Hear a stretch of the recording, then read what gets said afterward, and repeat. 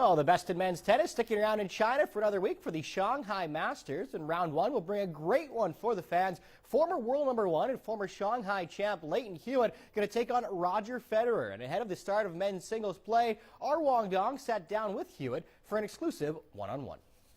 Lleyton, such a pleasure to have you here. Welcome back. Thank you.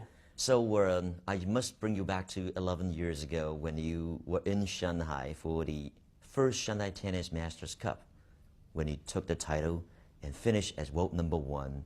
How memorable was that to you? Yeah, it was obviously really special.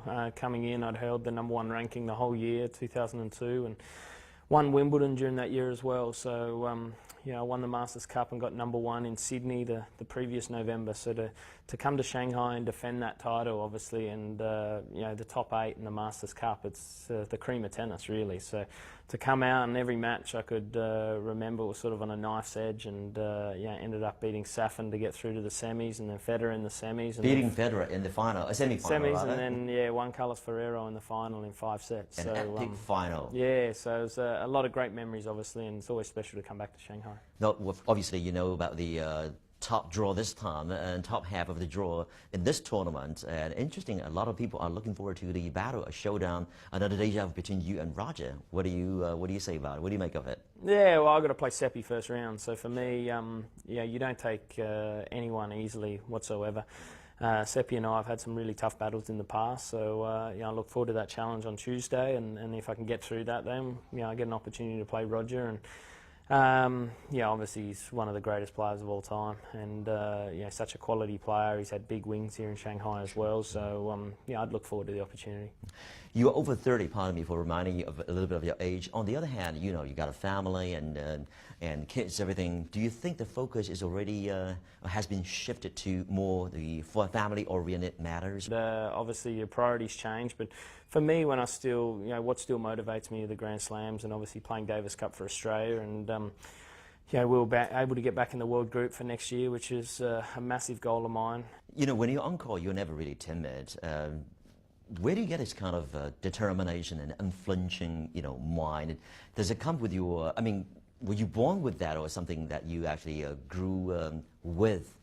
No, I'm not sure. I think a lot of it's probably you're born with in your personality in a lot of ways, and it's something you just don't switch on and off. For me, I've always been a competitive kid when I was growing up in Australia. It didn't matter what sport or what activity I was doing. I always wanted to give 100% and try and win. And I love playing Australian rules football back in Australia when I was growing up, and I think I take that mentality a lot of times onto the tennis court.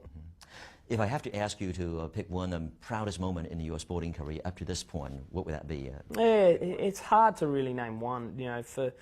As a kid growing up, you have dreams, and the 3 massive dreams for me were to win a Grand Slam, to win a Davis Cup once, and obviously touch #1 in the world. And by the age of 20, I was able to have all 3. So.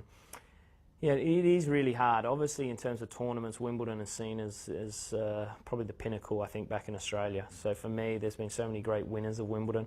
So that, the hold up the gold trophy, on that centre court, which the tradition there and the buzz, it's pretty hard to beat.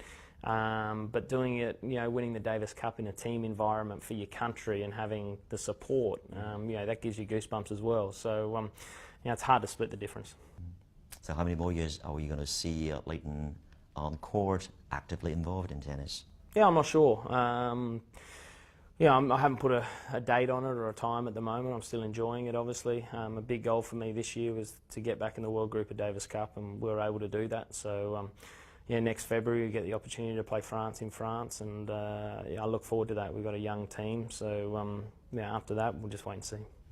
What about the injury issue? I know sometimes it bugs you quite a bit, and if not for this issue, do you foresee yourself in the foreseeable future playing a bit longer than expected? Well, the body's really good now, and that's probably one of the main reasons why I am still playing at this age. I didn't really always picture myself playing into my 30s, but it was more so that I had 4 or 5 years there, sort of my late 20s, where I had 5 different surgeries. So that sort of kept me out of the game, and I'm the kind of player that wants to play a lot of matches and get that match toughness back. So that's sort of taken some time, but I feel like obviously at the US Open, beating a guy like Del Potro in 5 sets in the second round, I can still go out there, beat Wawrinka in straight sets at Wimbledon first round, so I can still go out there and match it with the best guys. Sure. It'll be my call when I want to hang him up. I can just somehow feel the burning desire is still there, definitely. Oh, absolutely. To play on the big stage against the quality players, that's why I still play the game. What will happen to you after you really call it quits? And I don't know. Obviously, I'd probably still be involved in tennis in some way. I've done a little bit commentator, analyst. Yeah, well, I've done a little bit of commentary during the Australian Open for Channel 7, that. and I've enjoyed that. It's not something that I thought I would get into, but I have enjoyed it. And obviously, Davis Cup is where my passion is, and I'm sure I'll have some capacity with Tennis Australia, whether it's Australian Open or Davis Cup. So we'll wait and see. All right, former world number 1, Lleyton Hewitt. Such a pleasure talking to you, brother. Thank you, mate. Lots of luck down the line. Thank you. Cheers. Thanks.